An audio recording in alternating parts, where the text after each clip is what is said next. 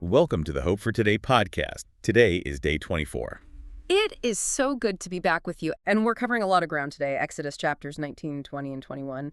The Israelites pitch their tents right there in front of this massive mountain, and this is where the relationship status, it changes. God isn't just the deliverer anymore. The one who gets you out of a jam. Right. He's stepping into the role of lawgiver. Which, I'll be honest, that can sound a bit intimidating. But if we look closely at the text, he never stops being the father.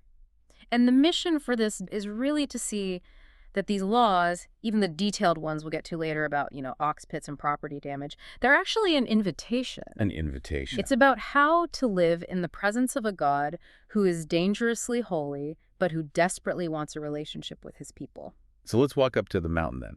We start in chapter 19. Moses goes up the slopes to hear from God, and I was really struck by the opening pitch.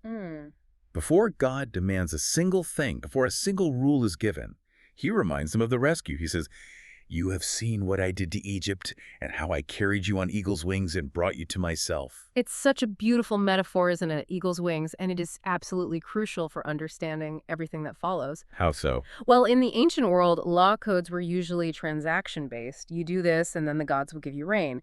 Here, the logic is completely reversed. The rescue already happened. Right. He didn't make them memorize the 10 Commandments while they were still making bricks in Egypt. He doesn't say, pass the test, and then I'll save you. Precisely. Grace precedes law. That is the heartbeat of this entire section. The eagle's wings represent a unilateral rescue. He doesn't say, I brought you to a land of milk and honey, though that is coming. He says, I brought you to myself. The prize is the relationship. That's the prize. The goal wasn't just freedom from Egypt, it was freedom for God. And that sets up the proposal. He says if they keep this covenant, they'll be a treasured possession. And a kingdom of priests. It's a complete rewrite of their identity. I mean, a priest is a mediator, someone who represents God to the world and the world to God. And the people are all in. Moses brings this message down, and they respond unanimously. We will do everything the Lord has said. Which is a brave, maybe even a slightly naive thing to say, considering they haven't heard the specific rules yet. A very enthusiastic yes. It is. But now, the reality of who they're dealing with starts to settle in. We move into the consecration. God tells Moses to prep the people for the third day. They have to wash their clothes, abstain from intimacy, and this is the scary part, set limits around the mountain. Yeah, this part really stood out to me. Do not touch the mountain. Not a hand, not a foot. If an animal wanders onto the slope, it has to be stoned or shot with arrows. It feels incredibly severe. Why the do not touch sign? Is God trying to scare them off? Think of it less like a keep out sign and more like a high voltage warning. We're talking about the collision of sinful, finite humanity with perfect, infinite holiness. In the Bible, holiness isn't just moral purity. It's a raw, heavy weight of glory. It has substance. If you touch a high-voltage wire without the right insulation, you don't get burned because the wire is mean. You get burned because it's powerful. So the boundaries aren't to keep God away from them, but to keep them safe from the intensity of his presence. Exactly. And then the morning of the third day breaks. The text says there's thunder, lightning, a thick cloud, and a trumpet blast that keeps getting louder and louder. It says Mount Sinai was covered in smoke because the Lord descended on it in fire. It's described like a furnace. The whole mountain is trembling violently. I can't even imagine the ground shaking under your feet while a trumpet blasts from the sky. It is overwhelming. It's terrifying. And you might ask, why the drama? Why not just whisper to Moses in a quiet cave? Well, verse 9 gives us a hint. God wants the people to hear him speaking to Moses, so they'll trust Moses as the messenger, but also to instill the fear of the Lord. Which we need to define, right? Because we hear fear and think of something negative. Right, we think of trauma.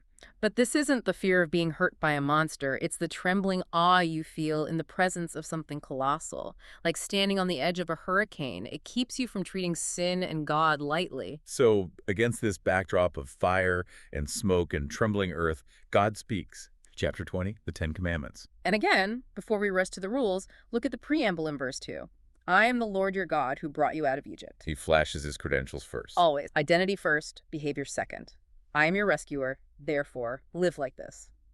Now, most of us have heard these since we were kids, but let's break them down. There's a distinct split here, right? A structure to them. There is. The first 4 are vertical. They govern the relationship between you and God.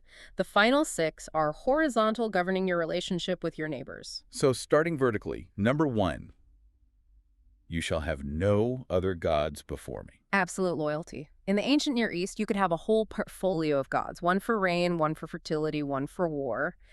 Yahweh says, no, I am exclusive. I am the source of everything. Which leads right into number 2. No idols, no images. And he gives a reason that always trips people up. He calls himself a jealous God. Yeah, we hear jealous and we think of a petty, insecure person. But biblical jealousy is different. It's the protective zeal of a husband fighting for his marriage. He refuses to share his glory with a carved piece of wood because he knows that piece of wood can't save you. It's a protective jealousy. He loves his people too much to let them settle for a counterfeit. And there is heavy promise there. Punishing sin, yes, but showing love to 1,000 generations of those who love him. The math is definitely weighted toward mercy. It is. Okay, number 3. Do not misuse the name of the Lord. And we often think this just means don't use God's name as a curse word, and sure, don't do that. But it's so much deeper. It literally means do not carry his name in vain. Carry his name, like a representative. Exactly, like a uniform. You are his representatives, that kingdom of priests we talked about. If you claim to belong to him, if you wear the jersey but live like everyone else, you are misrepresenting him. You're carrying his ID card but acting like an enemy. That hits home. It's about hypocrisy, not just vocabulary. Number 4 is the Sabbath. Remember the Sabbath day by keeping it holy. And he ties this all the way back to creation. Right. For in 6 days the Lord made the heavens and the earth and rested on the 7th. This is so radical. In Egypt, slaves didn't get days off. Pharaoh's economy was 247 hustle.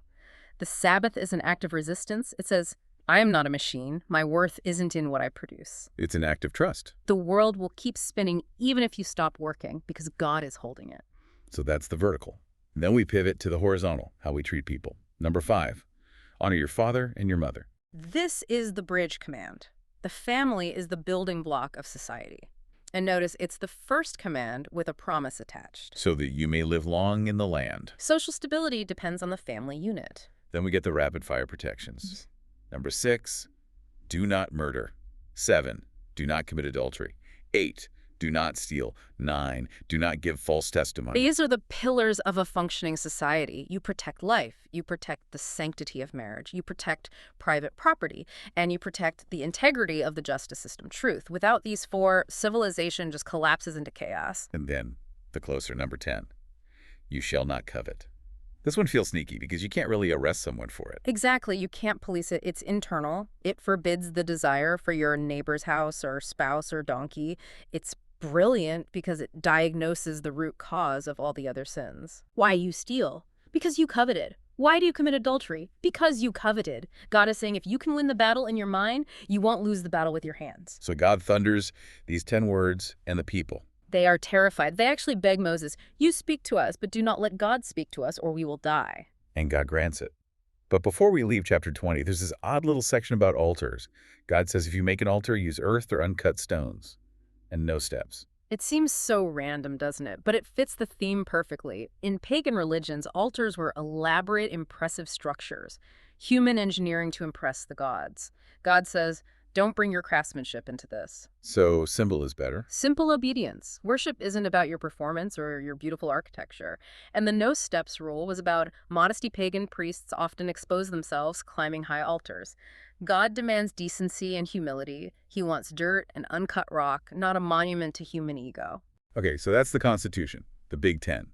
But then we turn the page to chapter 21, and the vibe changes completely. We go from thunder and lightning to liability insurance. It is quite a shift. Chapter 21 is the Book of the Covenant.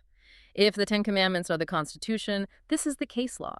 This is the how do we actually apply love your neighbor when your neighbor's bull destroys my fence. The first section is about servants, slaves.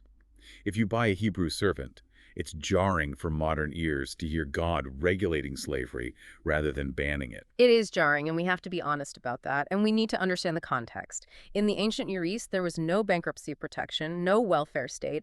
If you fell into deep debt, selling yourself into servitude was the only safety net to avoid starvation. It was debt bondage, not the racial chattel slavery we know from later history. That was economic survival. Correct. And what's radical here is that God put strict term limits on it. A Hebrew servant serves 6 years, but in the 7th, he goes free without paying anything. That was unheard of. A guaranteed reset button. Exactly. But then there's this fascinating exception, the bondservant, the guy who doesn't want to leave. He chooses to stay. Yes, the servant has served his 6 years, he's free to go. But he looks at his master, at the life he has, maybe he has a wife and children, and he says, I love my master. I do not want to go free. So what happens? They have a ceremony. The master takes him to the doorpost and pierces his ear with an awl. That mark signifies I belong to this house forever. Not because I was forced, but because I love the master and he provides for me. That's actually a really moving picture of loyalty. It transforms the relationship from debt to devotion. It does. And keep that image in your mind. It might just be the key to this whole thing. The chapter also gives protections for female servants. It says they can't be treated like property to be discarded. Right. If the master doesn't provide food, clothing, and marital rights, she goes free. In a world where women were often property, God steps in and says, she has rights. She has dignity. If you fail your duties, the contract is void. He's putting barriers around human dignity. Which brings us to personal injury law and that famous line, eye for eye, tooth for tooth. The lex talionis. Now, pop culture tells us this is about revenge. You hit me, I hit you back. But legally, this was a restriction on revenge. A restriction? How? Think about it. In that world, if a peasant knocked out a nobleman's tooth, the nobleman might kill the peasant and burn his village. Escalation was the norm. The lex talionis puts a ceiling on justice. It says, no, the punishment cannot exceed the crime. So just a tooth for a tooth, no more. Exactly. It's about mercy and proportionality. It's stopping the feud before it spirals. And God gets very specific about protecting the vulnerable. There's a law about 2 men fighting and hitting a pregnant woman. Yeah, tell us about that. It's a vital text. If the fight causes a premature birth but no harm, there's a fine. But if there is serious injury to the mother or the child, the rule is life for life. It extends full legal protection to a chaotic situation involving an unborn child. He's watching out for those who can't protect themselves. And even slaves get bodily protection. Verse 26 says if an owner hits a slave and knocks out a tooth or destroys an eye, the slave goes free. Which is an immense economic penalty. Huge. God is saying the bodily integrity of this human being is more valuable than your financial investment. It was a massive deterrent against abuse. Finally, we have to talk about the goring bull. If a bull kills someone for the first time, it's a tragic accident. The animal dies, but the owner isn't liable. But if that bull had a history of aggression, and the owner knew it and didn't pen it up, then the owner is on the hook. Fully liable. He could even forfeit his own life. The principle is negligence. You are responsible for the damage your property does if you were careless. Same with the open pit law. If you dig a hole and don't cover it, you're buying me a new donkey when mine falls in. It's so surprisingly practical. Yeah. We just came from smoke and fire and I am the Lord your God, and now we're talking about covering holes in the ground. But that's the brilliance of it. We tend to separate our lives into spiritual stuff and real life. Exodus 21 shatters that wall. It says holiness looks like covering your pit. Holiness looks like a justice system that protects the weak. He wants a kingdom of priests. That means a society that reflects his character in every single detail. The law isn't a burden to crush them. It's a blueprint for human flourishing. You know, as we wrap up, I just keep going back to that servant with the pierced ear in chapter 21. The one who chose to stay. Yeah. God freed Israel from the forced, whip-driven slavery of Egypt. He brought them to the mountain. But he doesn't want them to obey because he's holding a lightning bolt to their heads. No, he wants a people who look at his rescue, look at his character, look at his provision, and say, I love my master. I don't want to go anywhere else. pierced ear loyalty. That's the ultimate goal of the law. Not forced compliance, but loving devotion. To come to the doorpost and say, I'm staying, I belong here. That is the relationship God was after in the desert, and it's the relationship he is after today. And that was it for day 24. Meet you on day 25 tomorrow.